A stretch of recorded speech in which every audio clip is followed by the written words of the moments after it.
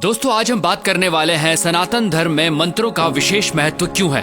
आखिर मंत्र क्यों बनाए गए, ये मंत्र हैं क्या, किसने बनाए, एक मंत्र को उसके सही उच्चारण के साथ ही क्यों बोलना चाहिए। नमस्ते दोस्तों, सनातन सोच के इस वीडियो में आज हम बात करने वाले हैं मंत्रों की। देखिए, सबसे पहले तो मंत्र का शाब्दिक अर्थ जानने की जरूरत है। ऐसी ध्वनि जो आपको मेंटल पीस दे, आपके मन को शांत करे, वो ही मंत्र है। हमारे शास्त्रों में कहा गया है मना तार्यति इति मंत्र, यानी मन को तारने वाली ध्वनि ही मंत्र है। दोस्तों, सनातन धर्म में मंत्र जपना हजारों सालों से चला आ रहा है। वो ऋग्वेद के तीसरे मंडला के 62 सूक्त का गायत्री मंत्र हो, जो ऐसी वाइब्रेशंस पैदा करता है कि इंसान के साथ साथ सभी पेड़ पौधों और जानवरों के लिए भी लाभदायक है। या ऋग्वेद के ही 7वें मंडला के 59 सूक्त का महामृत्युंजय मंत्र, जिसे मृत्यु को जीतने वाला मंत्र भी कहा जाता है। और भी ऐसे कई वैदिक मंत्र हैं जिन्हें चैंट करने से हमारे फिजियोलॉजिकल और साइकोलॉजिकल फंक्शंस यानी शरीर और दिमाग पर पॉजिटिव इंपैक्ट पड़ता है। पर कैसे, आखिर ऐसा क्यों होता है? दोस्तों, वजह है इन मंत्रों की ध्वनि, वो साउंड जो इन मंत्रों के उच्चारण से पैदा होती है। मंत्रों के अर्थ को अलग रख दें तो विशेषज्ञों का मानना है मंत्रों की सिर्फ ध्वनि यानी साउंड में ही अपार शक्ति होती है। कुछ साउंड प्योर होती हैं और कुछ इम्प्योर, और ये डिपेंड करता है उनकी वाइब्रेशंस पर। और जैसे कि अल्बर्ट आइंस्टाइन ने भी कहा, everything in life is vibration. Modern science ने साउंड और लाइट दोनों को वाइब्रेशंस ही माना है। अब अगर आपको साउंड को लाइट में बदलना है तो फ्रीक्वेंसी को आपको 40 ऑक्टेव तक बढ़ाना होगा, और तब जो आपको वाइब्रेशन मिलेगी वो ट्रिलियंस ऑफ साइकिल्स पर सेकेंड होगी, और वो एक लाइट के रूप में आपके सामने होगी। महान योगियों ने साउंड को लाइट में बदलने का काम अपने शरीर के भीतर हमेशा से किया है दोस्तों, और वो मंत्रों के माध्यम से ही हुआ।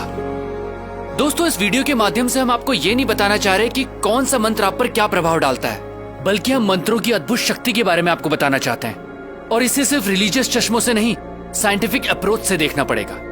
मंत्रों के साउंड आपके लिए लाइफ के नए डायमेंशंस खोलते हैं।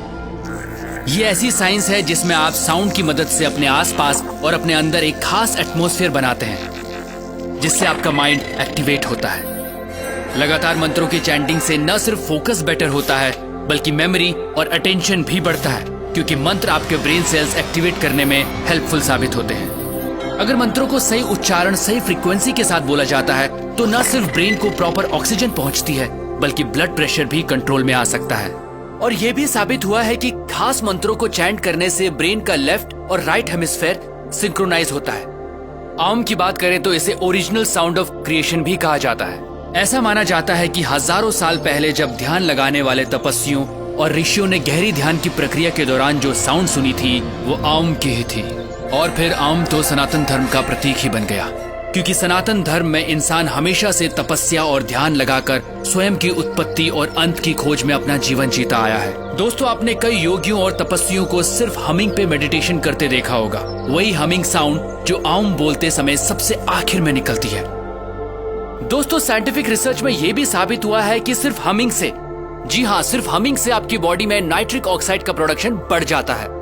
नाइट्रिक ऑक्साइड एक खास कंपाउंड होता है जो नर्वस, इम्यून और कार्डियोवास्कुलर सिस्टम्स में होने वाली कई प्रोसेसेस में हेल्प करता है। ये बात सनातन धर्म में करीब 15,000 साल पहले से भी चली आ रही है। तो दोस्तों, ये कहना जरा भी अतिशयोक्ति नहीं होगी कि ऋषि मुनि उस काल के साइंटिस्ट ही थे जो लगातार ह्यूमन बॉडी को अपग्रेड करने के तरीके ढूंढ रहे थे, और मंत्र उन साइंटिस्ट्स के एक तरह के टूल थे। अगर बच्चों को मंत्रों की इंपॉर्टेंस समझाई जाए और बचपन से मंत्रों की चैंटिंग की आदत डाली जाए तो उनके ब्रेन का डेवलपमेंट एक अलग लेवल पर होगा। दोस्तों, यही तो सनातन धर्म है, ऐसे तौर तरीके जिन्होंने इंसान का जीवन जीने का तरीका बदला।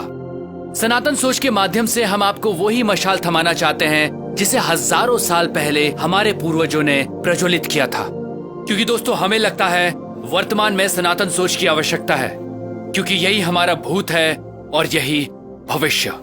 मैं हूं अमित ड्योंडी, प्रणाम।